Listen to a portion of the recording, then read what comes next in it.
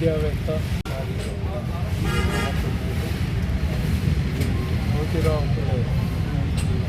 ఆయన 27th April 1827లో జన్మించింది.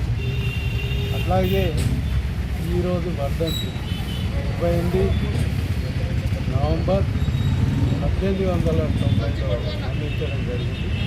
కాబట్టి ఈరోజు నిజామాబాద్ జిల్లా హెడ్ క్వార్టర్లో ఇదే విగ్రహానికి పెద్ద ఎత్తున ఇవాళ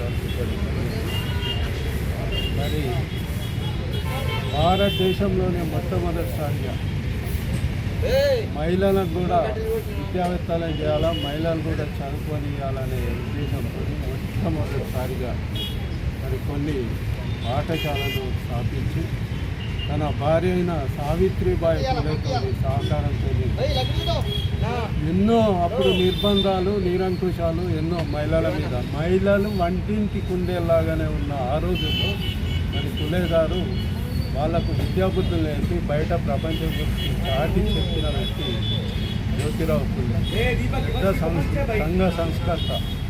బీసీలు, ఎస్సీలు, ఎస్టీలు, వీకర్ సెక్షన్ అంటే అమితమైన ప్రేమ. కాబట్టి ఈయన ఒక టైంలో మన అంబేద్కర్ గారికి, భారత రాజ్యాంగం రచించిన అంబేద్కర్ గారికి కూడా గురువుగా ఉన్న వ్యక్తి జ్యోతిరావు ఫులే. నేను ఈ ప్రభుత్వాన్ని డిమాండ్ చేసేది ఏంటంటే ఖచ్చితంగా జ్యోతిరావు ఫులే విగ్రహం అసెంబ్లీలో ఖచ్చితంగా పెట్టాలని. ఈరోజు చూసాం టీఆర్ఎస్ గవర్నమెంట్లో 10 సంవత్సరాలు అందరు యువ పురుషుల జయంతి వర్ధంతోత్సవాలు అధికారికంగా జరుపుతాం, ఘనంగా జరుపుతాం.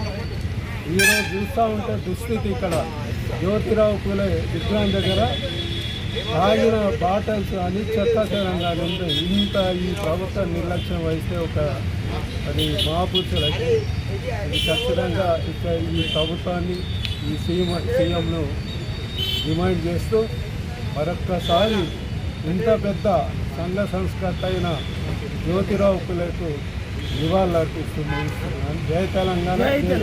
కొనసాగిద్దాం.